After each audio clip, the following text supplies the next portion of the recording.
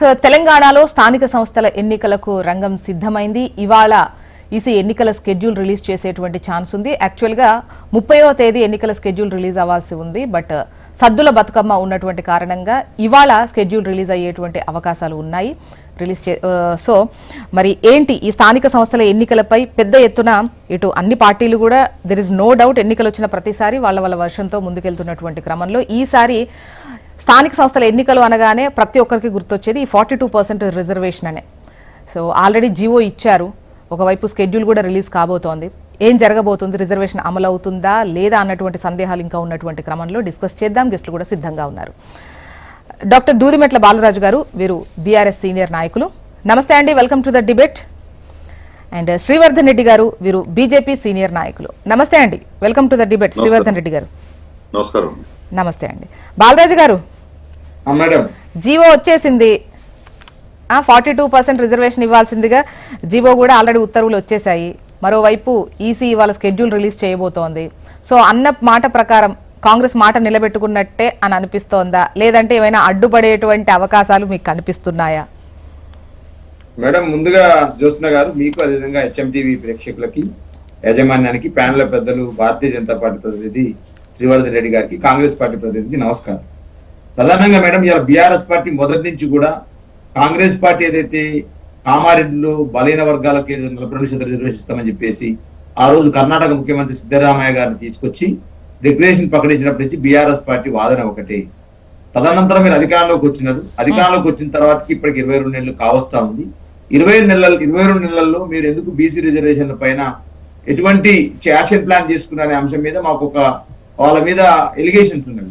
ఎక్కడ ప్రధానంగా వాళ్ళు ఏమన్నారు, ఎలక్షన్ సమయంలో బీసీ రిజర్వేషన్ సంబంధించి 42 రిజర్వేషన్లు చట్టబద్ధంగా కల్పిస్తామని చెప్పినారు. చట్టబద్ధం అంటే ఏంది? పార్లమెంట్ లో అమెండ్మెంట్ చేసి ఆ నైన్ షెడ్యూల్ ని మార్చి రాజ్యాంగబద్ధంగా కల్పిస్తామని చెప్పేసి వాళ్ళు హామీ ఇచ్చినారు. ఎలక్షన్ లో ఓట్లు వేయించుకున్నారు బలైన వర్గాలకు సంబంధించి.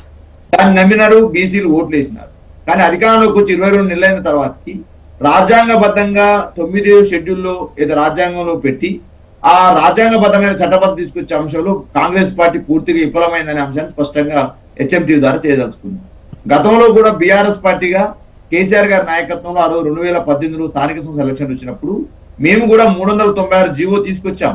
34% రిజర్వేషన్లు, ఎందుకంటే సకల జిల్లా సర్వే చేసినాం కాబట్టి ఈ కుటుంబ సర్వే అనేది దేశంలో, భారతదేశంలో కేంద్ర ప్రభుత్వం అది నిర్వహిస్తుంది కాబట్టి ఓన్లీ సామాజిక, ఆర్థిక, విద్య, ఉద్యోగ పరిస్థితుల రీత్యా ఒక విశ్లేషణ చేసి ఏ కులాలు ఎంత స్థాయిలో ఉన్నవి, ఎంత జనాభా ఉంది, వాటి యొక్క ఆర్థిక పరిస్థితి అని చెప్పేసి ఒక సకల జనుల సర్వేని అయితే సకుటుంబ సర్వేని ఒకే రోజు చేసినాం. ఆ రోజు సమగ్ర కుటుంబ సర్వే చేసి ఆ ప్రకారం బీసీలు ఎక్కువగా ఉన్నారు, ఎంఆర్ 60% పైగా ఉన్నారు కాబట్టి వాళ్ళకు అవకాశాలు కల్పించాలన్న ఆలోచనతో ఆ రోజు 34% రిజర్వేషన్ ఇవ్వాలనే ఆలోచన కేసీఆర్ గారు చేస్తే ఆ రోజు హైకోర్టు తప్పట్టి 396 జీవో తీసుకొస్తే 396 జీవోని కొట్టివేస్తే కేసీఆర్ గారు అయ్యో ఇట్టట్లయితుంది, మనం ఖచ్చితంగా సుప్రీంకోర్టుకు వెళ్ళాలి, వాదించాలి, ఎందుకంటే జనాభా అత్యధికంగా ఉంది, బీసీలకు మనం ఇవ్వాలని చెప్పేసారు కేసీఆర్ గారు ప్రయత్నం చేస్తే సుప్రీంకోర్టులో కూడా మాకు చుక్కెదిరిన అంశాన్ని గుర్తు చేస్తున్నాను.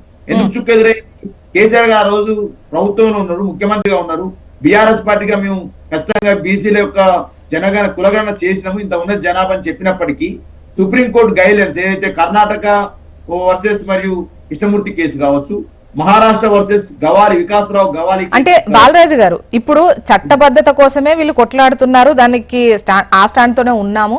బట్ ఇప్పుడు స్థానిక సంస్థలు నిర్వహించాలంటే ఇంకా ఈ సమయం సరిపోదు కాబట్టి ఇప్పుడు జీవోతో ముందుకెళ్తున్నాము.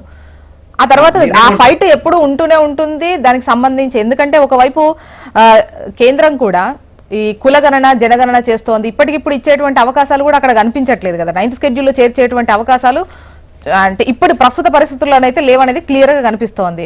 సో ఈ స్థానిక సంస్థలు నిర్వహించాలి, ఇందులో 42% రిజర్వేషన్ ఇవ్వాలి అని అంటే ముందు ఇక్కడ జీవో తప్ప ప్రస్తుతానికి ఉన్నటువంటి ఆప్షన్ కనిపించట్లేదు వాళ్ళకి. జ్యోత్స్న గారు, నేనేమంటున్నంటే మీరు జీవో ద్వారానే ఎలక్షన్స్ జరపాలి, జీవో ద్వారానే బీసీలకు రిజర్వేషన్ ఇవ్వాలనుకుంటే ఎలక్షన్ల సమయంలో రాజ్యాంగబద్ధమైన చట్టబద్ధమైనటువంటి రిజర్వేషన్ కల్పిస్తామని హామీ ఇవ్వాల్సిన అవసరం లేదు. బలహీన వర్గాలకు సంబంధించి మొదటి పాయింట్, జీవో ద్వారానే ఎలక్షన్ ఈ యొక్క బీసీలకు రిజర్వేషన్ ఇవ్వాలనుకుంటే 22 నెలలుగా తాస్కారం చేయాల్సిన అవసరం లేదనే అంశాన్ని స్పష్టంగా ఇలా హెచ్ఎంటీ ద్వారా తెలియజేస్తా ఉంది. ఒకవేళ జీవో ఇచ్చి మీరు ఇవ్వాలనుకుంటే ఎమ్మటే ఎలక్షన్ ఇప్పుడు మార్చిలో అయిపోయినాయి. 2024 మార్చిలో స్థానిక సంస్థలకు సంబంధించిన టైం అయిపోయింది. ఇప్పటికీ సుమారు 16 నుంచి 15 నెలలు కావస్తా ఉంది స్థానిక సంస్థల పీరియడ్ అయిపోయి. చాలా ఇబ్బందులు ఎదుర్కొంటారు ఊళ్ళల్లో. ఇవాళ సెక్రటరీలు కూడా గ్రామీణ సంబంధించినటువంటి సచివాలయాలని నడిపే పరిస్థితి లేదు. ఇలా బతుకమ్మ పండుగ వచ్చింది, నేను కూడా ఊర్లలోకి వెళ్ళాం. కనీసం ఒక చిన్న బతుకమ్మ దగ్గర కనీసం మహిళలకు సంబంధించి దానికి సంబంధించి ఏర్పాటు చేసేటువంటి దాంట్లో కూడా విఫలమైనారు. ఎందుకమ్మా చేయట్లేరని సెక్రటరీ గారిని మేము అడిగితే సర్పంచ్ లేకపోయా, ఉప సర్పంచ్ లేకపోయా, వార్డు మెంబర్ లేకపోయా, సెక్రటరీగా మాకు అవకాశం ఇచ్చారు సార్, మాకు మా పరిపాలన మేము చేస్తున్నాం, కానీ గవర్నమెంట్ నుంచి నిధులు రావట్లేమని చెప్పి చెప్తా ఉన్నారు. అదేవిధంగా ఫైనాన్స్ కమిషన్ సంబంధించి అయితే కేంద్ర ప్రభుత్వం ద్వారా వచ్చే నిధులు కావచ్చు, స్టేట్ బడ్జెట్ ద్వారా వచ్చే నిధులు కావచ్చు, గ్రామ పంచాయతీల్లో సర్పంచ్ లేకపోవడం వల్ల ఇవాళ సుమారు 16-15 నెలలుగా గ్రామాలలో ఇవాళ పాలన పడికేసింది. అనేక రకాల పారిశుద్ధ్య కార్యక్రమాలే కావచ్చు, మిగతా కార్యక్రమాలు ఇబ్బంది పడతా ఉన్నావు. కాబట్టి ఇవన్నీ ఎందుకు ఇబ్బంది పడాలి? మీరు వచ్చిన రాగానే వెంటనే ఈ అన్ని చట్టబద్ధత కల్పించాలని తెలుసు మీకు. ఆ రోజు హామీ ఇచ్చినారు. బీసీలో చెప్పండి, మీకు క్షమాపణ కోరుతున్నాం, చట్టబద్ధమైనది కాదు, జీవోదారిస్తామని చెప్పాల్సి ఉండే. జీవో ఇచ్చేసి ఏమంటే ఎలక్షన్ నిర్వహిస్తే ఇంత ఇబ్బందులు రాకపోయే అంశాన్ని బీఆర్ఎస్ పార్టీగా చెప్తా ఉన్నాం. కానీ మీరు చెప్పింది ఏంది? ఖచ్చితంగా మేము మోడీ మెడల్ వస్తామని చెప్పేసి మాట్లాడింది కదా. ఢిల్లీకి వెళ్ళినటువంటి రేవంత్ రెడ్డి జంతర్మ దగ్గర ఏం మాట్లాడారు? మోడీ మెడల్ వస్తాం, 40% మరి మోడీ మెడల్ వంచిరా, మీరు జబ్బలు వంచిరా తెలంగాణకు వచ్చి? ఇలా ఏం చేస్తున్నారు మీరు? మోడీ మెడల్ వంచలేకపోయారు మీరు. కనీసం తెలంగాణ ప్రజల ముందు తలకాయ వంచారా? కనీసం క్షమాపణ చెప్పండి. ఒకసారి శ్రీవర్ధన్ రెడ్డి గారు వాయిస్. శ్రీవర్ధన్ రెడ్డి గారు, చట్టబద్ధత లేకపోతే వర్కౌట్ అయ్యేటువంటి పరిస్థితులు గతంలో కూడా లేవు. గత ఎగ్జాంపుల్స్ ఏవి కూడా నిలిచి ఉన్నటువంటి సిచ్యువేషన్ లేదు, ఏ జీవోలు కూడా. సో ఇప్పుడు చట్టబద్ధత రాకపోవడానికి ముఖ్యంగా ఒకవైపు శాసనసభలో అది ఆమోదం చేసి పంపినా, ఆర్డినెన్స్ రూపంలో పంపినా, ఏం చేసినా కూడా కేంద్ర సహకారం లేకపోవడం వల్లే అది చట్ట రూపం దాల్చట్లేదు. అందుకోసం ఇప్పుడు జీవో ఇవ్వక తప్పని పరిస్థితి రాష్ట్ర ప్రభుత్వానికి ఏర్పడింది. సో ప్యానెల్లో నుండి మిత్రులు, హెచ్ఎంటీవీ ప్రేక్షకులందరూ కూడా శుభోదయం అండి. ఒకటి, ఇప్పుడు 42% జీవో తీసుకొని వచ్చి స్థానిక సంస్థల ఎన్నికలు పోవాలని చెప్పేసి రాష్ట్ర ప్రభుత్వం తీసుకొచ్చినటువంటి ఈ జీవోను మేము భారతీయ జనతా పార్టీగా స్వాగతిస్తా ఉన్నాం. సో దీంట్లో ఇంకా వేరే డిబేట్ లేదు. ఎందుకంటే ఇప్పుడు విషయాలు మాట్లాడితే బీసీలకు వ్యతిరేకం అని చెప్పేసి ఒక ముద్ర వేస్తున్నటువంటి సందర్భం. సో ఇంత సింపుల్ గా మరి 42% సంబంధించిన జీవోని తీసుకొని వచ్చి ఎన్నికలు పోతున్నప్పుడు ప్రభుత్వం ఎందుకు ఇన్ని రోజులు మరి కేంద్రం మీద నిందలు మోపిండ్రు, కేంద్రం మీద ప్రతిపక్షాల మీద ఈ ప్రభుత్వం చేతగాంతనాన్ని ఎందుకు మరి ప్రదర్శించింది అనేది ఇలా సమాజానికి చెప్పాల్సి ఉంటే అవసరం ఉంది. ఎందుకంటే వాళ్ళు 42% మరి ఎన్నికల ముందు, అసెంబ్లీ ఎన్నికల ముందు ఇచ్చే ముందు వాళ్ళందరికీ తెలియదా? 70 ఏళ్ళలో స్వతంత్రంలో 56 ఏళ్లకు పైన పాలించినటువంటి పార్టీకి మరి ఒక చట్టబద్ధమైనటువంటి జీవో రావాలని అనుకున్నప్పుడు అమెండ్మెంట్స్ చేయాలి, రాజ్యాంగంలో మార్పులు తీసుకురావాలనే విషయాలు వీళ్ళకి తెలియకుండానే మరి ఈ యొక్క హామీలు ఇచ్చారా ప్రజలకు? ఇలా చెప్పాల్సిన అవసరం ఉంది. రెండోది, ఎన్నికల యొక్క ఎప్పుడైతే స్థానిక సంస్థల ఎన్నికల యొక్క గడువు వచ్చిందో అంతకన్నా ముందు ఈ ఇంత సింపుల్ గా ఉన్నటువంటి, ఇంత మేధోమదనం ఉన్నటువంటి రేవంత్ రెడ్డి గారు కావచ్చు, వాళ్ళ పార్టీలో ఉన్నటువంటి అనేక మంది ఇక్కడ నుంచి కూడా ఒక ఆయనకు రాజ్యసభని ఇచ్చినట్టున్నారు. ఏది వాళ్ళ యొక్క న్యాయ కోవిదుడిని ఇక్కడ నుంచి కూడా పంపించారు. మరి ఇంతమంది తెలిసి ఉన్నప్పుడు ఇన్ని రోజులు ఎందుకు ఈ యొక్క ఎన్నికలను పోస్ట్ పోన్ చేసుకుంటూ వచ్చారు? ఇన్ని రోజుల నుంచి గ్రామాల యొక్క అభివృద్ధులు కావచ్చు, మరి వీటన్నిటిని కుంటుపట్టేటట్టు ఎందుకు చేశారు? ఇలా కేవలం రాజకీయమైనటువంటి ఆలోచన తప్ప, అంటే ఒక ప్రయత్నం చేశారు బీసీలకు 42% రిజర్వేషన్ ఇవ్వాలి అని అనుకుని ఒక సర్వే, ఆ సర్వే తర్వాత వచ్చినటువంటి అంటే సర్వే రిపోర్ట్ ఆధారంగా రిజర్వేషన్ అంటే శాసనసభలో బిల్లు పెట్టడం కావచ్చు, ఆ తర్వాత ఆర్డినెన్స్ తీసుకురావడం కావచ్చు. సో ఈ టైం అంతా ఇలా అయిపోయిందని. ఇప్పుడు పార్టీకి, కాంగ్రెస్ పార్టీకి నిజంగా చిత్తశుద్ధి ఉంటే ఇవన్నీ సర్వేలు చేయడం, ఇవాళ మనకు తెలుసు ఏ సర్వేకు ఎంత దానికి రియాలిటీ ఉంటుంది, రాజ్యాంగంగా ఏ సర్వేకు నిలబడుతుంది, ఇది కాంగ్రెస్ పార్టీకి తెలియదా? ఈరోజు దేశవ్యాప్తంగా కూడా మనం జనగణనతో పాటు కులగణన చేయాలని చెప్పేసి దేశంలో కేంద్ర ప్రభుత్వం నిర్ణయం తీసుకున్నది. రాష్ట్ర ప్రభుత్వాలు ఏదైతే చేసేటటువంటి వేటిని కూడా ఒక శాస్త్రీయమైనటువంటిది లేకపోతే చట్టబద్ధంగా వాటికి నిలబడదనేది ఈ ప్రభుత్వానికి తెలియదా? ఒకటి. రెండోది, ఇప్పుడు వీళ్ళు చెప్తున్నారు కదా, అంటే ఈ వీటి ప్రాసెస్ కోసం కొంత సమయం పట్టవచ్చు. మరి ఇదే ప్రభుత్వం ఎన్నికల ముందు ఏం చెప్పింది? మరి ఎమ్మెల్యే టికెట్లు బీసీలకు కోటాలు ఇస్తున్నారు, మరి పూర్తి స్థాయిలో ఎమ్మెల్యేలకు ఇవ్వలేకపోయింది. సరే, వాళ్ళ యొక్క ప్రభుత్వం వచ్చిన తర్వాత మరి ఇదే ఇంప్లిమెంటేషన్ మన చేతిలో ఉంది కదా, రాహుల్ గాంధీ చేతిలో ఉంది కదా. ఈ యొక్క మొత్తం ఉమ్మడి ఆంధ్రప్రదేశ్ లో ఇప్పటి వరకు ఎవరు బీసీని ముఖ్యమంత్రి చేయలేకపోయింది. బీసీని ముఖ్యమంత్రి చేసే చేతులు వాళ్ళ చేతుల్లో ఉండే. అదేవిధంగా మంత్రులను 42% సేమ్ కోటా ప్రకారం ఇవ్వడానికి వాళ్ళ చేతుల్లో ఉండే. లేకపోతే అనేక అంశాలు ఉన్నాయి. అంటే వాళ్ళ చేతుల్లో వాళ్ళకి అవకాశం ఉన్న దాంట్లో ఎక్కడ అంటే శ్రీవర్ధన్ గారు ఏమంటున్నారు, ఇప్పుడు కేంద్రం చెయ్యలేదు, మా రిక్వెజిషన్ ని కేంద్రం పట్టించుకోలేదు, చేయలేదు కాబట్టి మేము చేసామని చూపించే ప్రయత్నంలో ఈ టైం వృధా చేసి ఇప్పుడు జీవో ద్వారా ముందుకెళ్తున్నారు అనేదా మీ ఉద్దేశం? ఇప్పుడు అది కాదండి, అదేంటంటే మళ్ళీ మనం దీని మీద నిలబడదా అనేది మళ్ళీ ఇప్పుడు డిబేట్ పెట్టినాం అనుకో, మళ్ళీ వాళ్ళు ఏం చేస్తారు, ఇక చూడండి మొత్తం మాకు వ్యతిరేకంగా వ్యవహారాలు చేస్తున్నారని అంటున్నారు. కాంగ్రెస్ పార్టీ మేము ఇప్పుడు కోరుకుంటున్నాం, ఇదే 42% ఏదైతే బీసీలకు రిజర్వేషన్ ఇచ్చారో, జీవో ద్వారా చేశారో, వాటిని అమలు చేస్తూ ఎన్నికలను సత్వరంగా వెంటనే జరపాలనేది మేము కోరుకుంటా ఉన్నాం. సో దీంట్లో మళ్ళీ ప్రభుత్వం యొక్క హిడెన్ ఉద్దేశాలు ఏమున్నాయనేది ఇలా ప్రజలు గమనిస్తున్నారు, కోర్టులు గమనిస్తా ఉన్నారు. ఆల్రెడీ కోర్టుల్లో చర్చలు జరుగుతున్నటువంటి సందర్భం. అందుకోసం ఇన్ని రోజులు ఎందుకంటే ఈ ప్రభుత్వం ఏదైతే హామీలు ఇచ్చిందో ఈ హామీలు నిలబెట్టుకోవడంలో కాంగ్రెస్ ప్రభుత్వం పూర్తిగా వైఫల్యం చెందింది. 6 గ్యారెంటీలు అమలు చేయలేదు, 420 హామీలు చేయలేదు. మరి ఇలా ప్రజలకు ఇచ్చినటువంటి అనేక హామీలు ఏవి కూడా ఈ ప్రభుత్వం చేయలేకపోయింది. వాళ్ళ మనసుల్లో ఇంకా ఎంత వీలైతే అంత పోస్ట్ పోన్ చేయాలని ఉంది, కానీ ఆ ఎన్నికలు సత్వరంగా చేయాలనేది కాంగ్రెస్ పార్టీ యొక్క ఉద్దేశంలో కనిపిస్తలేదు. ఇది చాలా స్పష్టం తెలంగాణ ప్రజలకు. మేమేమంటున్నాం అంటే వీటన్నిటిని కూడా అధిగమించి ఇవాళ స్థానిక సంస్థల ఎన్నికలు జరపాలి. ఇలా యొక్క గ్రామాల యొక్క ఏదైతే ఆగిపోయినటువంటి అభివృద్ధి ఉందో ఆ అభివృద్ధి కొనసాగాలి. దానికోసం ప్రభుత్వం దాని మీద చిత్తశుద్ధితోటి పనిచేయాలనేది మన యొక్క బీజేపీ యొక్క డిమాండ్. ఓకే, కాంగ్రెస్ నుంచి సీనియర్ నాయకులు గౌరీ సతీష్ గారు కూడా జాయిన్ అయ్యారు. బాలరాజు గారు మీ వాయిస్ తీసుకుంటా, గౌరీ సతీష్ గారి వాయిస్ కూడా ఒకసారి తీసుకొని. గౌరీ సతీష్ గారు గుడ్ మార్నింగ్ అండి, వెల్కమ్ టు ద డిబేట్. వినే ఉంటారు, అయితే జీవో ఇచ్చే పని అయితే ఇంత టైం ఎందుకు వేస్ట్ చేసినట్టు, 20 నెలల టైం ఎందుకు వృధా చేసినట్టు? జీవో ద్వారానే ముందుకెళ్లాలంటే ఎప్పుడో ఇవ్వాల్సింది కదా. ముందుగా చర్చల్లో పాల్గొంటున్నటువంటి మా మిత్రులు బీఆర్ఎస్ సీనియర్ నాయకులు మాజీ కార్పొరేషన్ చైర్మన్ బాలరాజు గారికి, అదే రకంగా భారతీయ జనతా పార్టీ సీనియర్ నాయకులు శ్రీవర్ధన్ రెడ్డి గారికి, మీకు హెచ్ఎంటీవీ ప్రేక్షకులందరూ కూడా నమస్కారం తెలియజేస్తూ, భారతీయ జనతా పార్టీ ఏ విధంగా చెప్తా ఉందంటే మనం వాస్తవాన్ని గ్రహించాలి. చాలా సందర్భాల్లో ఇక్కడ ఇదే స్టూడియోలో చర్చించినాం. ఎందుకనంటే ఒక ప్రాసెస్ చేసేటప్పుడు దేనికైనా కానీ ఒక సర్వే చేయడానికి ఎంత టైం పడుతుందో మన అందరికీ కూడా తెలుసు. ఇంకో మాట కూడా మాట్లాడారు మా శ్రీవర్ధన్ అన్న బీజేపీ తరఫున, సర్వేలు ఎందుకండి అన్నారు. కానీ ఈడబ్ల్యూఎస్ చేసినంత ఈజీగా తెలంగాణ రాష్ట్రంలో మరొక డెడికేషన్ కమిటీ వేసి దానికి కావాల్సినటువంటి ప్రభుత్వ అధికారులు చేసినటువంటి సర్వే ఆధారంగా హైకోర్టు ఆదేశానుసారం ఏ విధంగానైతే శాస్త్రీయంగా చేయాలో చేసిన తర్వాత కూడా చేసే ఇష్టం లేక ప్రజాస్వామ్యంలో రాజ్యాంగంలో ఉన్నటువంటి అత్యున్నతమైనటువంటి స్థానం శాసనసభ రాష్ట్రాల్లో, ఆ శాసనసభలో ఆమోదం తెలిపినటువంటి బిల్లుకు కనీసం మద్దతు తెలపకుండా, కనీసం రీమార్క్స్ కాల్ఫర్ చేయకుండా తెలంగాణ బీసీల యొక్క మనోభావాలను దెబ్బతీస్తుందా లేదా భారతీయ జనతా పార్టీ సమాధానం చెప్పాలి. ఎందుకు అనంటే 2 రకాలైనటువంటి బిల్లులు పంపామని చెప్పి చాలాసార్లు చర్చించినాం మనం.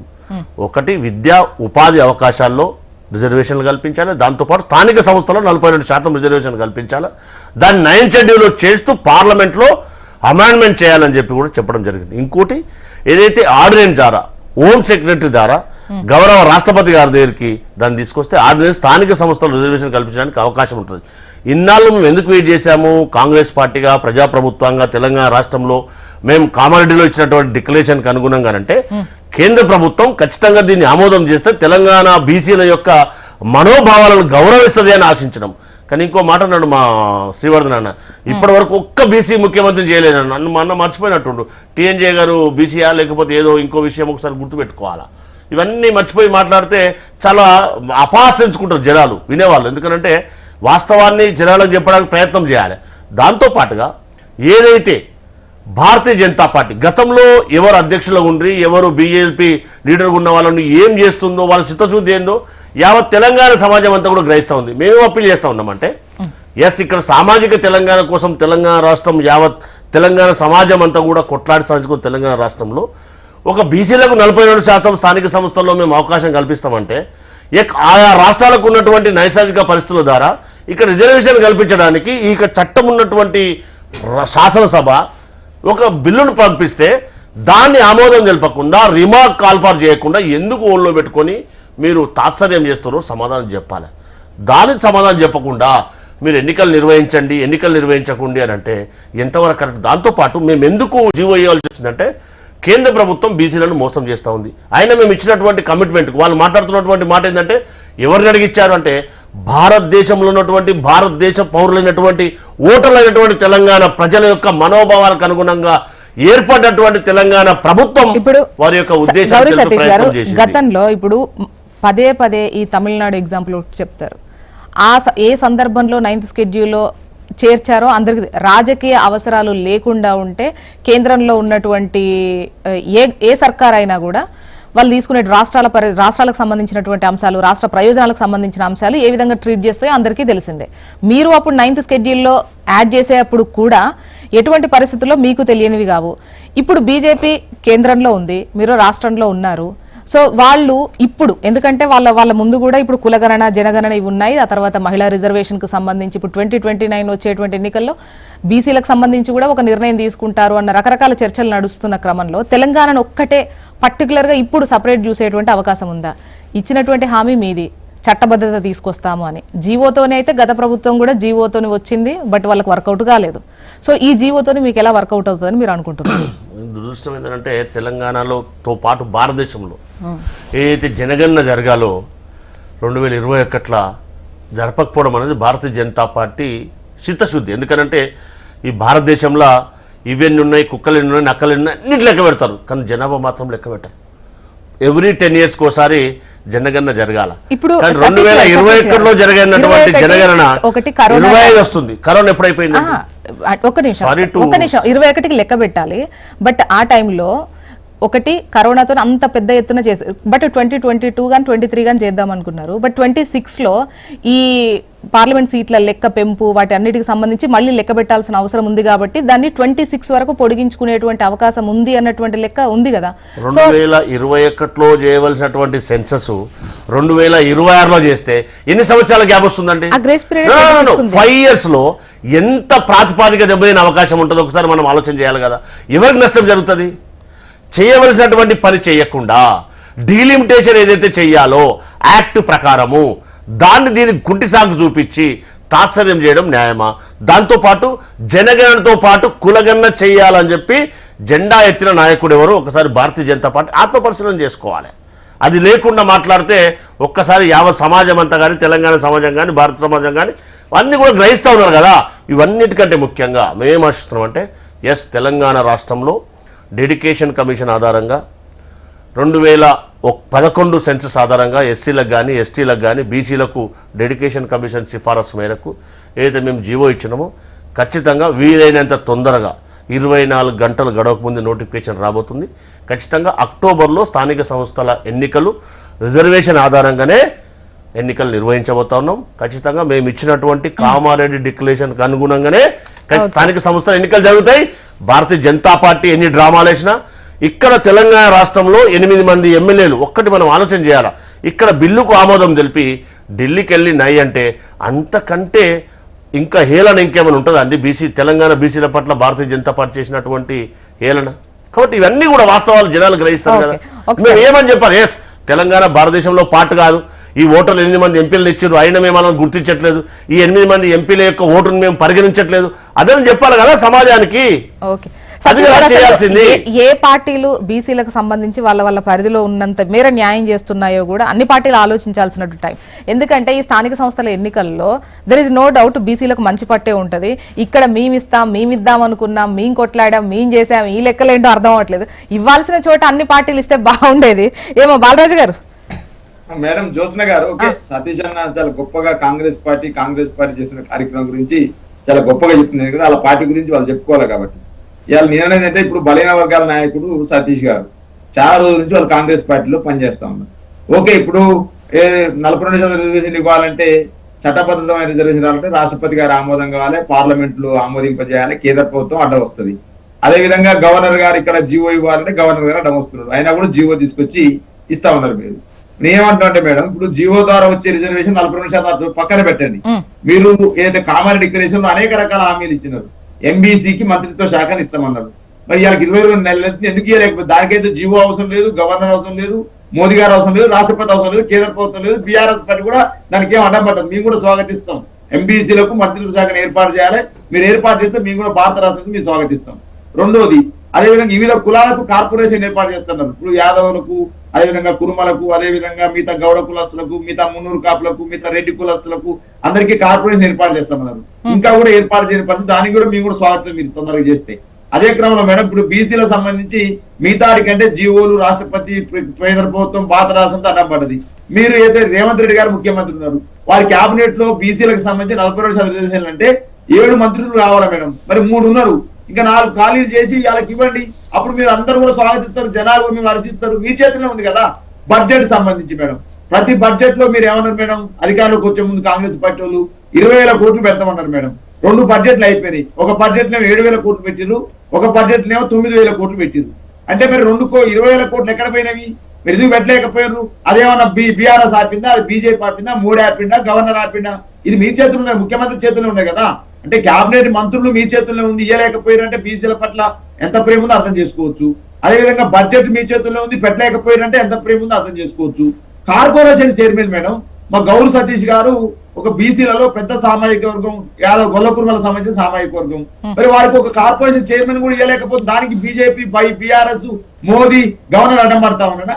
అనేక మంది మా మిత్రులు చరణ్ కౌశిక్ లాంటి వాళ్ళు, లోకేష్ లాంటి వాళ్ళు, బీసీల నాయకులు కాంగ్రెస్ పార్టీని రోజు కాపాడుతూ కొట్లాడుతూ. బాలరాజు గారు, పోనీ ఈ పార్టీ పదవులు, పార్టీలో వచ్చేటువంటి ప్రయారిటీస్ గురించి పెద్ద కొట్లాడతలేం, బట్ ప్రజల గురించి ఇప్పుడు రాజకీయాల్లోకి రావాలనుకుంటున్న వాళ్ళ గురించి, బీసీలకు ఎవరెంతో వాళ్ళకంతా అన్నటువంటిది ఇవ్వలేం, అంటే మొదటి అడుగులోనే ఇవ్వాల్సినటువంటి అవసరం ఉంది అన్నటువంటిది మేము చాలా క్లియర్ కట్ గా దాంతో ముందుకెళ్తున్నాం. దానిపైనే మా ఫోకస్.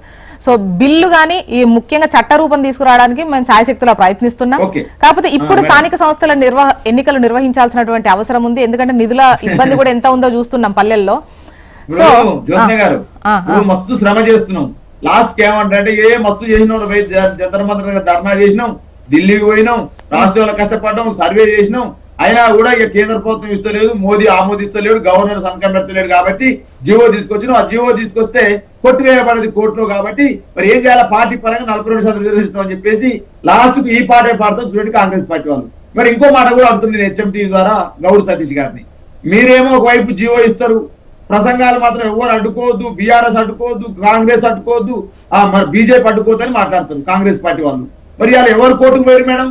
మీతో అంటగాగినటువంటి మాధవరెడ్డి, కాంగ్రెస్ పార్టీ ముఖ్యమంత్రి రేవంత్ రెడ్డితో ఫోటోలు ఉన్నాయి వారివి, సీతక్క గారితో ఫోటోలు ఉన్నవి. వారు తెలంగాణ జరిగిన ఎలక్షన్ లో రేవంత్ రెడ్డి గారికి మద్దతు తెలిపినారు. మరి మాధవరెడ్డి గారు ఓన్లీ ఎలక్షన్లలో చూస్తున్నారు, ఏది పేపర్ క్లిప్పింగ్ లో చూసి, న్యూస్ వీడియోలో చూసాట, కోర్టుకు పోయినట.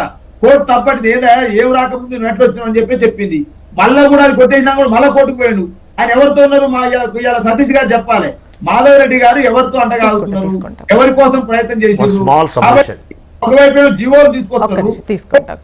ఇప్పుడు బాలరాజు గారు ఫోటోలు ఉన్నాయి, ఫోటోలతోనే వాళ్ళు ఉన్నారు అని అంటే పొలిటీషియన్స్ వచ్చినప్పుడు ఇప్పుడు సెల్ఫీలంతా కామన్. ఒక పెద్ద నేత వస్తే వాళ్ళతో ఫోటో దిగడం కామన్. ఫోటో దిగినంత మాత్రాన పార్టీలో ఉన్నారనుకుంటే ఎట్లా? వాళ్ళ బిగ్ బాస్ తో ఉన్న ఫోటో, కేసీఆర్ గారితో కూడా ఒక ఫోటో ఉందంట. కేసీఆర్ కోసం పనిచేసారో ప్రయత్నం చేయండి సతీష్ గారు, మామూలు చెప్పకండి. మీకు అధికారం ఉంది కదా, తీసుకోండి. బాలరాజు గారు ఇప్పుడు ఎవరితో ఉన్న వాళ్ళు వెళ్ళారు అనే దానికన్నా కూడా ఇండివిజువల్ గా కూడా వెళ్తారు. ఇప్పుడు మాధవరెడ్డి గారు సో బీసీల వాటికి సంబంధించి ఇవ్వాలి అని అనుకున్నప్పుడు ఆయనకు అబ్జెక్షన్ వచ్చింది. ఖచ్చితంగా పార్టీల పరంగానే కదా ఇండివిజువల్ గా వెళ్తారు. ఇక ఫోటోలను చూసి వాళ్ళు కాంగ్రెస్ కు సంబంధించి, బీజేపీకి సంబంధించి, లేదు ఇంతకుముందు సతీష్ గారు చూపిస్తున్నారు, కేసీఆర్ గారితో కూడా ఫోటో ఉంది, కేసీఆర్ బీఆర్ఎస్ కు సంబంధించి అని చెప్పలేం కదా. ఇవన్నీ కాకపోయినా కూడా కోర్టుకు వెళ్లే అవకాశాలు అయితే ఉన్నాయి కదా. కోర్టుకు ఇప్పుడు కోర్టుకు వెళ్లే అవకాశాలు ఉన్నప్పుడు మీరు జీవో ఎట్లా నిలుస్తాను మీరు అనుకుంటారు? నేను జీవో ఇప్పుడు మీకు అన్ని తెలుసు కదా, అన్ని తెలిసి ఇప్పుడు నిద్రపోతున్నోని లేపడం చాలా ఈజీ, కానీ నిద్రపోతున్నట్టు నటిస్తున్నాను లేకపోవడం చాలా కష్టం. ఆలోచన లేదు. ఇప్పుడు బాలరాజు గారు కోర్టుకు వెళ్ళరు అనేది ఇప్పుడు దాంతో మిమ్మల్ని విభేదించడం కాదు. వాళ్ళు వెళ్ళిన వాళ్ళు కాంగ్రెస్ కు సంబంధించి, బీజేపీకి సంబంధించి అంటే విభేదించిన అంశం ఇది. మీకు అర్థమైందా? అంటే జీవో అపోజ్ చేస్తూ వెళ్ళారు, అబ్జెక్ట్ చేస్తూ వెళ్ళారు అని అంటే వెళ్ళడాన్ని కాదు, వెళ్తారు, అది తెలిసిందే. దాని తర్వాత వీళ్ళు ఎలా నిలబడతారు అనేది తర్వాత క్వశ్చన్. మీరు అన్నారు కదా కాంగ్రెస్ కు సంబంధించి బీజేపీకి సంబంధించిన వాళ్ళతో సీతక్క గారితో ఫోటో ఉంది, రేవంత్ రెడ్డి గారితో ఫోటో ఉంది, బీజేపీ నేతలతో కూడా ఫోటో ఉన్నాయని చెప్పేసి అన్నారు కదా, అందుకోసం వాళ్ళ తరఫున ఎందుకు వెళ్ళినట్టు అనుకుంటున్నారు అని అంటున్నా. నేనేమంటున్నా మేడం, ఇప్పుడు కాంగ్రెస్ పార్టీ అధికారంలో ఉంది, ముఖ్యమంత్రిగా రేవంత్ రెడ్డి గారు ఉన్నారు, వారు జీవో ఇచ్చాలనే ప్రయత్నం చేసినారు, విజ్ఞప్తి కూడా చేసినారు, ఎవరు కోర్టుకు వెళ్ళొద్దు, బీఆర్ఎస్ వాళ్ళు కోర్టుకు వెళ్ళొద్దు, బీజేపీ వాళ్ళు కోర్టుకు వెళ్ళొద్దు అన్నారు. మరి మీతో అడ్డగావుతున్న మనిషి ఆ కోర్టుకు వెళ్ళిండు, ఆయన పిలిచి మాట్లాడండి, మీకున్న ఇబ్బంది ఏందో అడగండి. మీరు బీసీల కోసమే పుట్టిరు కదా రేవంత్ రెడ్డి గారు. రీసెంట్ గా మహేష్ కుమార్ గౌడ్ అయితే ఏకంగా ఒక సభలో మా మహేష్ కుమార్ గౌడ్ రేవంత్ రెడ్డి గౌడ్ అయింది అని చెప్పేసి మాట్లాడారు కదా. మా అంజన్ కుమార్ యాదవ్ ఇంకోలైతే రేవంత్ రెడ్డి యాదవ్ అయిన అని చెప్పింది కదా, ఇంకో రేవంత్ రెడ్డి కాపు అయిన అన్నారు కదా. మరి ఆయన పిలిచి మాట్లాడమని చెప్పండి. వాళ్ళకి ప్రేమ ఉంటే ఎందుకురా మీకు ఇబ్బంది ఏమొస్తుంది బాబు, మీరు కూడా మాతో కలిసి తిరుగుతున్నారు, మాకు సపోర్ట్ చేసినారు, ఇవాళ బీసీలకు మేము ఇద్దాం అనుకుంటున్నాం. పాపం అనేక సంవత్సరాలుగా వాళ్ళకు పదవులలో అవకాశాలు లేవు, ఉద్యోగాలలో అవకాశాలు లేవు, విద్యలో అవకాశం లేదు, స్థానిక సంస్థ రిజర్వేషన్ లేకపోవడం వాళ్ళు ఇబ్బంది పడుతున్నారు అని పిలిచి మాట్లాడండి. ఆ పిలిచి ప్రయత్నం చేయకుండా నువ్వే ఎవరి కోర్టుకు పోతాను ఇండికేషన్ ఇస్తావు, వాళ్ళందరి కోర్టుకు పంపిస్తావు, జీవోను కొట్టివేయిస్తావు. జీవోను కొట్టి ఏమైంది మేడం, లాస్ట్ కి ఏం చెప్తారు, ఇక జీవో ఇంత చేసినాం, జీవో కొట్టివేయబడ్డది కాబట్టి మీరు ఏం చేయాలి, లాస్ట్ కు 40 స్థానిక హైకోర్టు చెప్పింది కదా. బాలరాజు గారు చేద్దాం అనుకున్న వాళ్ళు వాళ్ళే ఎందుకు పంపుతారు కోర్టుకి? మేడం సెప్టెంబర్ 30కి చెప్పొచ్చు డెడ్ లైన్ పెట్టింది. అంటే అది చేస్తే వాళ్ళకే కదా ప్లస్. ఇప్పుడు మీరు జీవో ఇచ్చారు, కొట్టుడు పోయింది, వాళ్ళు జీవో ఇస్తే అదే జరిగితే మేము ఆల్రెడీ చెప్పినాం కదా అనేటువంటి ఒక ఆయుధం మీ చేతికి వస్తుంది. వాళ్ళు ఎందుకు వాళ్ళే కోర్టుకు పంపాలనుకుంటారు? ఈ డ్రామా ఎందుకు మేడం, నేను అంటే జీవో కొట్టువేయబడతాయని తెలిసిన తర్వాత కూడా ఇంకా జీవో ఇవ్వడం ఎందుకు, ఇంకా మోసం చేయడం ఎందుకు అంటున్నాను. మేము ఇవ్వలేకపోయినాం, క్షమాపణ కోరండి బీసీలకు. మేము పదవులు మంత్రి పదవులు ఇవ్వలేకపోయినాం, బడ్జెట్ పెట్టలేకపోయినాం, ఎంబీసీ మంత్రి శాఖ ఇవ్వకపోయినాం. మేడం నేను అడుగుతున్నా, ఒక యాదవ్ సామాజిక వర్గం, గొల్లకుర్మ సామాజిక వ్యక్తిగా, ఒక కార్పొరేషన్ చైర్మన్ గా మేడం, మేము ఉన్న జనాభా 22 లక్షలని నువ్వే తెలిసినావు. ఇంతవరకు 22 నెలలు అవుతుంది. ఎందుకు గొల్లకుర్మలు మంత్రివర్గంలో తీసుకోవు, ఎందుకు మున్నూరు కాపులు మంత్రివర్గంలో తీసుకోవు, ఎందుకు అదే విధంగా నువ్వు లంబాడీలో మంత్రివర్గం తీసుకోవు? ఇంతవరకు క్యాబినెట్ ఇస్తారు ఆంధ్రప్రదేశ్ లో గానీ తెలంగాణలో గానీ క్యాబినెట్ లో లేకుండా లేదు, మైనార్టీ లేకుండా మంత్రివర్గం లంబాడీ లేకపోయా, గొల్లకుర్మ లేకపోయా, మున్నూరు కాపు లేకపోయా, ఇదే నా సామాజిక న్యాయం 7వ గ్యారంటీ. ఓకే శ్రీవర్ధన్ గారు విన్నారు ఇంతకుముందు సతీష్ గారు మాట్లాడడము.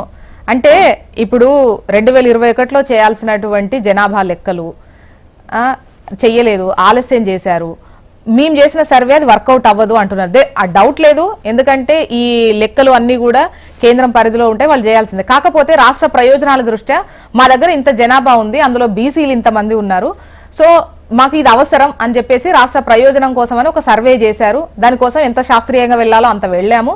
దాన్ని మీరు ఎందుకు పరిగణలోకి తీసుకోరు అనేది కాంగ్రెస్ నుంచి వస్తున్న క్వశ్చన్. మీరే క్లియర్ చెప్పారు సతీష్ గారికి, 2021లో కరోనా కారణంగా కాలేకపోయింది అనేది మీరు స్పష్టంగా చెప్పారు. మేమేమంటున్నాము, ఈ 10 ఏళ్లలోనే 2011 నుంచి 21 లోపలనే దేశంలో రాష్ట్రంలో బీసీ యొక్క జనాభా పెరిగిందా? 10 సంవత్సరాలు వీళ్ళు అధికారంలో ఉన్నారు కదా, 2004 నుంచి 2014 వరకు. మరి ఆ రోజు జనగణన చేసేటప్పుడు కులగణన చేయాలని చెప్పేసి కాంగ్రెస్ పార్టీకి తెలియదా? 94లో 9th షెడ్యూల్లో మరి ఇదే తమిళనాడులో మరి ఆ రోజు పివి నరసింహరావు ప్రభుత్వం ఉన్నప్పుడు చేర్చినప్పుడు దేశవ్యాప్తంగా కూడా ఓబీసీలు ఉన్నారు, మరి వాళ్ళకు కూడా రాజ్యాంగంలో వాళ్ళకు పదవులు రావాలని చెప్పేసి కాంగ్రెస్ పార్టీకి తెలియదా? ఇలా అధికారం పోయిన తర్వాత ఏదో ఒక అస్త్రం తీసుకొని ఏం మాట్లాడిండు మన రాహుల్ గాంధీ గారు, ఈ బీసీ జనగణన ఎందుకు చేయాలని ఆయన చెప్పాడు. నిజంగా బీసీల యొక్క అభివృద్ధి కోసం కాదు, ఈ సమాజంలో ఉన్నటువంటి వర్గాలను విడగొట్టాలని చెప్పేసి ఆలోచన.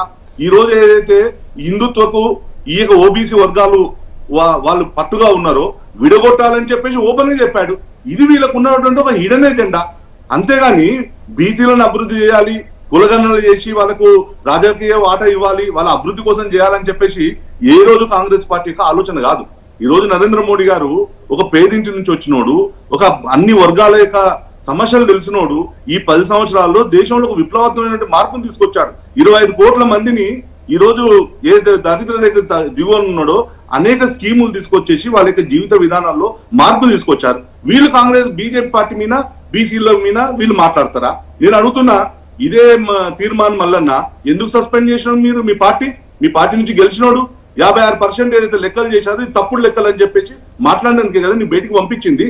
నువ్వు ఇదే దాంట్లో ఇలా ముస్లింలను చేర్చి బీసీలకు అన్యాయం జరుగుతుందని కదా బీసీ వర్గాలు ఈ రోజు కొట్లాడుతున్నాయి. ఏం జరిగింది హైదరాబాద్ శ్రీవర్ధన్ గారు ఒకటి రాష్ట్ర ఆకాంక్షను సర్కారు ప్రతిపాదనను మీరు పట్టించుకోలేదు, చేయలేదు అన్న ప్రొజెక్షన్ వాళ్ళది. ఒకవేళ దానికి సంబంధించినటువంటి బిల్లు ఇది కాదు, రాజ్యాంగ ప్రకారం ఇది వర్కౌట్ అవ్వదు, ఇది చెల్లదు, ఇది ఒక్క రాష్ట్రానికి పరిమితి కాదు అన్నటువంటిది మీరు ఎటువంటిది కూడా వెనక్కి తిప్పి పంపట్లేదు. అలాగే అట్టి పెట్టుకోవడం కూడా ఇప్పుడు స్థానిక ఎన్నికలు జరగాల్సినటువంటి అవసరం ఉంది, రిజర్వేషన్ కు సంబంధించి అమలు చేయాల్సినటువంటి అవసరం ఉంది. అంటే ఇచ్చిన మాట ప్రకారం ఒకవేళ అవుతుందా కాదా అన్నది దీన్ని తాత్సారం చేయడం ఎందుకు? అవును కాదు అనేది ఒకటి తేలిస్తే అయిపోతుంది కదా. ఇప్పుడు ఏదైనా రాజ్యాంగంలో ఉన్నటువంటి విధులు, రాజ్యాంగంలో ఉన్నటువంటి దాని ప్రకారంగా వ్యవస్థలు పనిచేస్తాయి, మనుషులు పనిచేస్తారు. ఇది వాస్తవం. ఇవాళ మాధవరెడ్డి పోవచ్చు, రేపు ఇంకోరు పోవచ్చు. ఈ రోజు రాజీవ్ గాంధీ శబానా కేసులో ఆ రోజు మనోవర్తితం అడిగితే మా యొక్క ముస్లిం లాలో లేదు అని చెప్పేసి మొత్తం దేశంలో రాజ్యాంగాన్ని మార్చింది ఈ కాంగ్రెస్ పార్టీ. సో ఇవాళ ఎవరైనా పోతారు, మాధవరెడ్డి పోవచ్చు, లేకపోతే ఒకవేళ చట్టంలో ఉన్నటువంటి ఇదే దాంట్లో ఉన్నటువంటి బీసీలో కూడా చాలా మందికి అనుకూలమైనటువంటి రిజర్వేషన్ రాలేకపోయినామని చెప్పేసి పోయే వాళ్ళు అనేక మంది ఉన్నారు. అంటే చట్టంలో ఏదైనా లోపాలు ఉన్నప్పుడు పోవడం అనేది అది ఏ రూపంలో ఎవరైనా పోతారు. దానికి వ్యక్తులను పెట్టాల్సిన అవసరం కాదు. ఇక్కడ పార్టీ యొక్క చిత్తశుద్ధి ఏందనేది ఇలా ప్రశ్నిస్తున్నట్టు అంశం. ఇంత సింపుల్ గా ఉన్నప్పుడు అంటే ఒక జీవో ద్వారా మరి చెప్పారు నిన్న కూడా మాకు రాజ్యాంగంలో దీని ప్రకారంగా ఈ షెడ్యూల్ ప్రకారంగా ఇక్కడ రాష్ట్రాల్లో ఇచ్చుకోవచ్చు, ఈ యొక్క రిజర్వేషన్లు పెంచుకోవచ్చు అని చెప్పి చేస్తున్నామని చెప్పారు. ఒకటి. రెండోది 50% దాటిన తర్వాత మేము ఎంత ఉన్నామో అంత పదవులు ఇవ్వాలి, అంత పదవులు ఇవ్వాలనుకున్నప్పుడు 42% ఎందుకు? నీకు తేల్చినటువంటి ఎంతైతే ఉందో అంత పర్సెంట్తో రిజర్వేషన్లను అమలు చేయి. అయిపోయింది కదా. 50% క్రాస్ అయినప్పుడు సుప్రీంకోర్టు యొక్క నిర్ణయాలు ఏదైతే ఉన్నాయో రిజర్వేషన్లు 50% దాటొద్దని చెప్పేసి ఏదైతే సుప్రీంకోర్టు యొక్క గైడ్ లైన్స్ లేకపోతే రిజర్వేషన్ మీద ఉన్నటువంటి ఉన్నాయో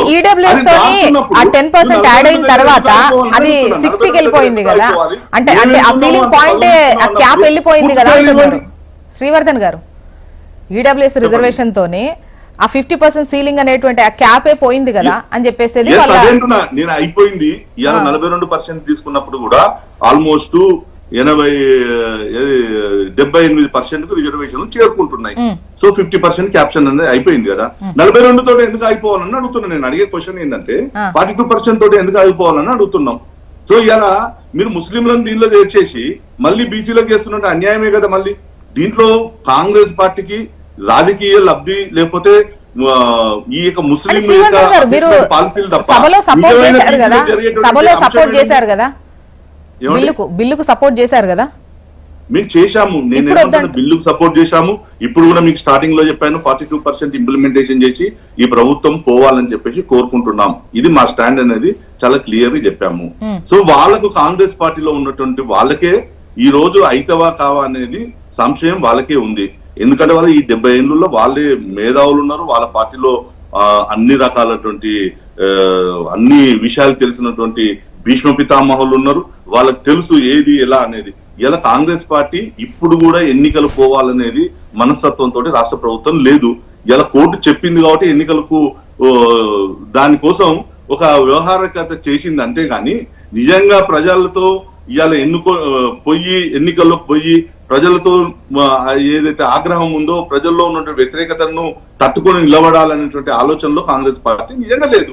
ఈ ఎందుకొరకు ఇది చేస్తుందంటే కోర్టు చెప్పింది కాబట్టి ఆ ఒక డెడ్ లైన్ పెట్టింది కాబట్టి కాంగ్రెస్ సర్కారు ఇవాళ ఆ యొక్క జీవోని తీసుకొని వచ్చి మేము తీసుకొని వస్తున్నాం, మేము రెడీగా ఉన్నాం, సిద్ధంగా ఉన్నాం అని చెప్పేసి చెప్పడం కోసం చేస్తున్నారు. కానీ నిజంగా మరి 22 నెలల నుంచి అంటే అంతకన్నా ముందు 6 నెలల ముందు కామారెడ్డిలో ఇచ్చినటువంటి డిక్లరేషన్ నుంచి ఎందుకు వాళ్ళన్ని ఎక్సర్సైజ్ చేసుకొని మరి షెడ్యూల్ బిఫోర్ ఎప్పుడైతే ఎన్నికలు అయిపోతున్నాయో మార్చితో గడువు అయిపోతుందో దానికన్నా ముందు ఎక్సర్సైజ్ చేసుకొని ముందుకు రావాలి కదా.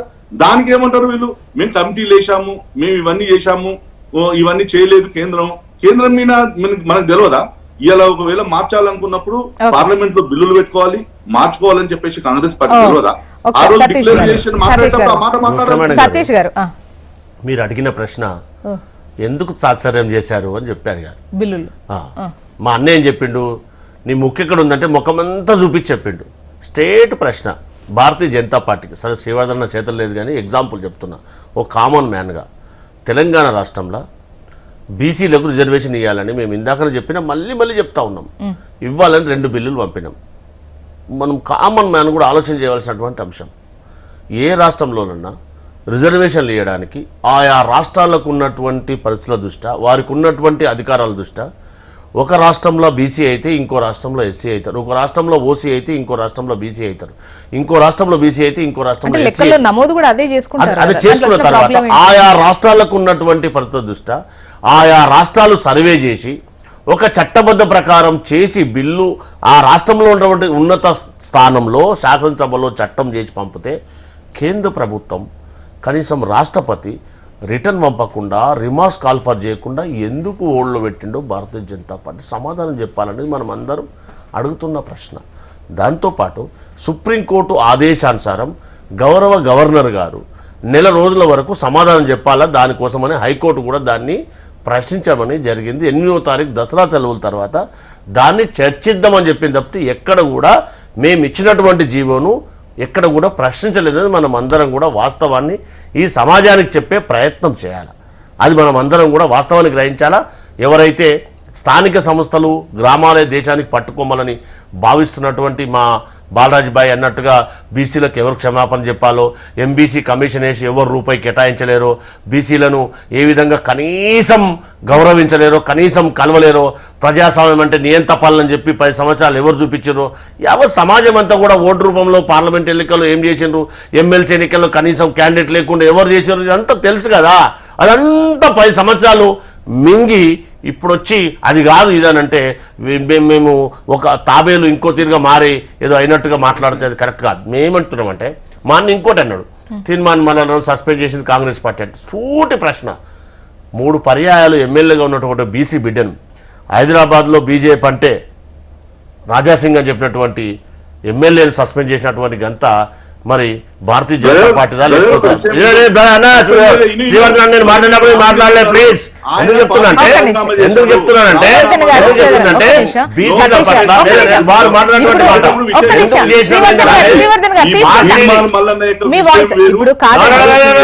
మీరు మాట్లాడినటువంటి మాట సతీష్ గారు పార్టీల నుంచి నేతలను సస్పెండ్ చేయడం ఒకటి. శ్రీవర్ధన్ గారు మీరు జూమ్ లో ఉన్నారు, మీ వాయిస్ అర్థం కాదు. దయచేసి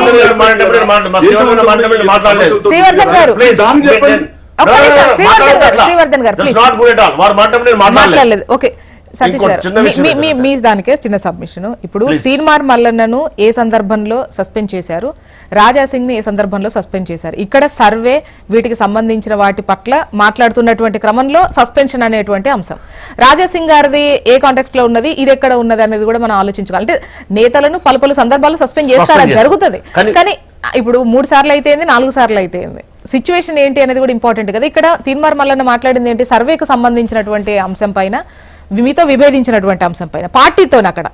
కానీ దాన్ని ఏ విధంగా ఒక్క నిమిషం బాలరాజు గారు మీరు తీసుకుంటా, కానీ దాన్ని ఏ విధంగా సంబోధించడం మనం అందరం కూడా ఆలోచన చేయాలి. దాన్ని ఏ విధంగా సంబోధించడం కూడా ఆలోచన చేయాలి. వీలైతే ఒక రెస్పాన్సిబుల్ ఎలక్టెడ్ పర్సన్ గా అడ్వైజ్ చేయాల్సింది పోయి దాన్ని ఏ విధంగా సంబోధించడానికి కూడా కామన్ మ్యాన్ గా మనం అందరం కూడా ఆలోచన చేయాలి. ఒక బీసీ బిడ్డగా నేను కూడా 100% ఆయన గెలుపు కోసం 15 రోజులు కష్టపడ్డా, నల్గొండల, ఖమ్మంలా, వరంగల్లా. ఎందుకనంటే పార్టీ మ్యాండేట్ ఇచ్చింది. కానీ దురదృష్టం ఏంటంటే పార్టీ సింబల్ మీద గెలిచినటువంటి ఎవరైతే పార్టీ ఈ విధంగా చేస్తూ ఉంది, మా కనీసం ఇది చేస్తలేదని చెప్తే అలాంటి వారిని కూడా సస్పెండ్ చేసినటువంటి పార్టీ భారతీయ జనతా పార్టీ కదా. దాంతో పాటుగా ఏం చెప్తారు, ఇంకో మాట చెప్పిండు, హిందుత్వం అనేది భారతీయ జనతా పార్టీ సొంతమైనట్టుగా మాట్లాడడం సమంజసం కాదు కదా. హిందుత్వాన్ని విడదీయడానికి మాట్లాడడం అంటే భారతదేశంలో ఉన్నటువంటి ఒక పార్టీకి సంబంధించినటువంటి కాదు కదా. ప్యూర్ ఇండియన్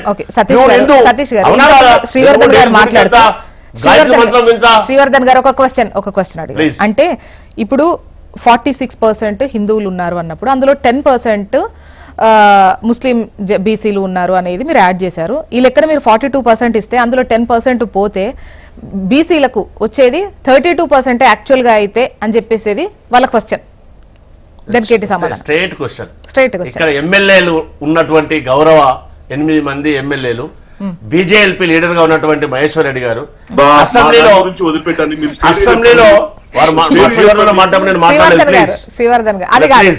నేను వారు మాట్లాడలేదు, మాట్లాడలేదు, ప్రశాంతంగా వినండి. ఏమంటారు అంటే 8 మంది ఎమ్మెల్యేలు 100% 8 మంది వాళ్ళు సమాధానం చెప్పినప్పుడు దానికి అనుకూలంగా బిల్ చేసినప్పుడు ఎందుకు ఆ క్వశ్చన్ రేజ్ చేయలేదు అసెంబ్లీలో? ఒక్కసారి భారతీయ జనతా పార్టీ సమాధానం చెప్పాలి. దాంతోపాటు సెకండ్ ఆన్సర్, ఎక్కడైతే గుజరాత్లో కానీ, ఎక్కడైతే మహారాష్ట్రలో కానీ, ఇక్కడ తెలంగాణ రాష్ట్రంలో ఉన్నటువంటి కొంతమంది ముస్లింలు ఎవరైతే ఉన్నారో కమ్యూనిటీస్, దూదేకులు కానీ మిగతా దర్జీలు కానీ, వాళ్ళు బీసీఎల్ సర్టిఫికేట్లు వస్తాయా రాదా ఒక్కసారి ఎవరినైనా ఎంఆర్ఓని కానీ ఆర్డీఓలో కానీ లైన్లో తీసుకుంటే దయచేసి క్లారిఫై అవుతుంది. అవునా కాదా? ఎస్. ఒకవేళ బిల్లులో మూడో ఆన్సర్, ఒకవేళ బిల్లులో వీళ్ళు ఇందులోకి రారు అని రిమార్క్స్ ఎందుకు కాల్ఫర్ చేయలేదని దయచేసి ఆలోచన చేయాలి కదా. వీటికి సమాధానం చెప్పకుండా వాళ్ళు పాలిత రాష్ట్రాలనేమో వీళ్ళు ఎవరైనా మాకెందుకు, మా గొడవకి ఎందుకు వస్తారు, ఎక్కడైతే ప్రతిపక్ష పార్టీలు ఉన్నటువంటి దాన్ని కాదు మేము ఏం ఒక్కొక్క నిమిషం బాలరాజు గారు, ఒక్క నిమిషంలో మీరు చెప్పాలనుకుంటే చెప్పండి, మళ్ళీ మనకు సమయం అయిపోద్ది. శ్రీవర్ధన్ గారు మీ వాయిస్ తీసుకుంటా. ఇప్పుడు జ్యోత్స్న గారు మీ ద్వారా బీసీల తరఫున కాంగ్రెస్ పార్టీ ఒకటే డిమాండ్ చేస్తుంది, బీఆర్ఎస్ పార్టీ 42% రిజర్వేషన్ ఇస్తామని చెప్పేసి మీరు జీవో తీసుకొచ్చినారు. ఆ జీవో కోర్టులు కొట్టివేసిన సందర్భంలో, కోర్టు కొట్టివేద్దని కోరుకుంటాం, బలైన వర్గాల నాయకులుగా కోర్టులకు ఎవరు పోవద్దని మేము కోరుకుంటున్నాం. అయినా కూడా కోర్టు ఒకవేళ పోయినట్టయితే ఏ విధంగా రిజర్వేషన్ కల్పిస్తారో కాంగ్రెస్ పార్టీని అడుగుతాం. ఫస్ట్ పాయింట్, బలైన వర్గాలకు 42% రిజర్వేషన్ల మీద భారత రాష్ట్ర సమితి కానీ మిగతా ప్రతిపక్షాలు కానీ ఎటువంటి అసెంబ్లీ చెల్లు. ఎందుకంటే శాసనసభలోనే మీరు ఆమోదం పెట్టినప్పుడు బిల్లు అన్ని పార్టీల మద్దతు ఏకగ్రీవ తీర్మానం అయింది. కానీ మీరు చేసిన సందర్భంలో ఏం జరిగింది? ఏకగ్రీవ తీర్మానం చేసిన తర్వాతకి కేంద్ర ప్రభుత్వం దగ్గరికి అఖిల పక్షాన్ని తీసుకెళ్లనుండే, అఖిల పక్షంతో చర్చలు చేయనుండే, ఆ చర్చలు చేయలేదు. అదొక భాగం. నేనేమంటే ఇలా కాంగ్రెస్ పార్టీ స్టేట్ గా క్వశ్చన్ చేస్తా ఉన్నాం, 42% రిజర్వేషన్ తోటి ఎప్పుడు ఎలక్షన్ జరుపుతారు? ఒకవేళ జీవోలు కోర్టులు కొట్టివేస్తే నెక్స్ట్ ఏం చేయగలుగుతారు, ఎట్లా చేస్తారని చెప్పి చెప్పండి. చట్టబద్ధ కల్పిస్తారా, రిజర్వేషన్ ఇస్తారా, ఇవ్వరా, ఎలక్షన్ జరపరా? శ్రీవర్ధన్ గారు, ఇప్పుడు మిత్రుడు చెప్పాడు ఏది మా BJLP leader party already Raja Singh తో డిస్కషన్ చేసింది. రాజా సింగ్ చాలా క్లియర్ చెప్పారు, నా ఎజెండా వేరు, నేను ఒక బీజేఎల్పీ లీడర్ గా ఉన్నప్పుడు నేను చేయాల్సిన రోలు సమయము వేరే ఉంటుంది కాబట్టి ఆయనను నేషనల్ పార్టీ డిస్కషన్ తర్వాతనే ఒక పార్టీ నిర్ణయం తీసుకున్నది. మేము ఇప్పుడు అడిగిన క్వశ్చన్ ఏదైతే ఉందో, గౌరీ సతీష్ గారిని మనం స్టేట్ క్వశ్చన్ అడిగాం, మీరు అడిగారు. సో దానికి సంబంధం లేకుండా యువతల పార్టీల మీద మీరు నిబంధన వద్దు. మాకు ఈ రోజు దేశంలో నరేంద్ర మోడీ గారే ఒక బలహీన వర్గాల యొక్క నాయకుడు, దేశానికి ప్రధానమంత్రి అయ్యాడు. ఇక భారతీయ జనతా పార్టీని మళ్ళీ మేము శీల పరీక్ష చేసుకోవాల్సిన అవసరం లేదు. మేము బీసీలకు అండగా బీసీ వర్గాలు ఉన్నామనే కదా ఈ రోజు ఢిల్లీలో, మీరు గుర్తుందో లేదో, దీనికి సంబంధించి ఢిల్లీలో ఏదైతే బీసీలకు సంబంధించిన ఒక ప్రజెంటేషన్ జరుగుతున్నప్పుడు ఆ రోజు రాహుల్ గాంధీ మాట్లాడిందే, మనం కాదు. ఈ రోజు బీజేపీకి ఏదైతే వర్గాలు ఉన్నాయో ఆ వర్గాలను కొట్టాలి అంటే ఓబీసీలను అక్కడనే కొట్టాలని చెప్పేసి ఆయన మాట్లాడింది. ఏదో నేను కల్పించుకొని మాట్లాడింది కాదు. ఒక 2 months బ్యాక్ ఏదైతే జరిగిందో ఢిల్లీ యొక్క కాన్ఫరెన్స్ లో మీరు ఒకసారి ఆలోచించండి. మేము ఒకటే కోరుతా ఉన్నాం. మీకు ఒక చిన్న విషయం చెప్తున్నా. ఇవాళ మాధవరెడ్డి పోయాడు, నేను మా షాద్నగర్ నియోజకవర్గాన్ని చెప్పింది మీకు ఒక చిన్న ఎగ్జాంపుల్ చెప్తా. ఎవరైతే బీసీ నాయకులు జడ్పీటీసీలు పోటీ చేయాలనుకున్న వాళ్ళు ఉన్నారో వాళ్ళకు అనుకూలమైనటువంటి రిజర్వేషన్ రాలేదు. ఇలా వాళ్ళ దాంట్లో ఏమనుకుంటున్నారు, అరే ఇవి ఉంటాయా పోతాయా అని చెప్పేసి ఇలా కాంగ్రెస్ పార్టీలో ఉండే వాళ్ళే మళ్ళీ చేంజెస్ కావాలని చెప్పేసి ఆలోచిస్తున్నటువంటి పరిస్థితి. నేనేమంటే ఒకవేళ చట్టం ప్రకారంగా జరిగి ఉంటే ఎవరు ఆపలేరు. చట్టాన్ని మనం దాన్ని సవరించుకొని దాని ప్రకారంగా చేయడం అనేది చాలా ఇంపార్టెంట్. ఇవాళ జీవో ఏదైతే తీసుకొని వచ్చిందో మేము ఇప్పుడు కూడా మళ్ళీ కోరుకుంటున్నాం, దీంతో ఎన్నికలు జరగాలి, అందరికి స్థానిక సంస్థల్లో ఎన్నికల ప్రకారం పోవాలి. రెండోది లాస్ట్ ఏంటంటే, మీరు ఇంతకుముందు కన్నారు కదా, జనాభాను తెచ్చిన తర్వాత 50% ఏదైతే క్రాస్ అయిపోయిన తర్వాత మరి ఎంతమంది ఉన్నారో అంతా రిజర్వేషన్లు చేయండి, ఎందుకు చేయలేకపోతున్నారు అనేది కూడా మీరు సమాధానం చెప్పండి. ఓకే, అండ్ ఫైనల్ గా సతీష్ గారు, ఖచ్చితంగా ఈ 48 గంటలు గడవక ముందే తెలంగాణ రాష్ట్రంలో స్థానిక సంస్థల ఎన్నికల నోటిఫికేషన్ రాబోతుంది. ఖచ్చితంగా 42% రిజర్వేషన్తో పాటు ఆల్రెడీ నోటిఫికేషన్ ఇవ్వడం జరిగింది ఎన్నికల కమిషన్. దేనికి?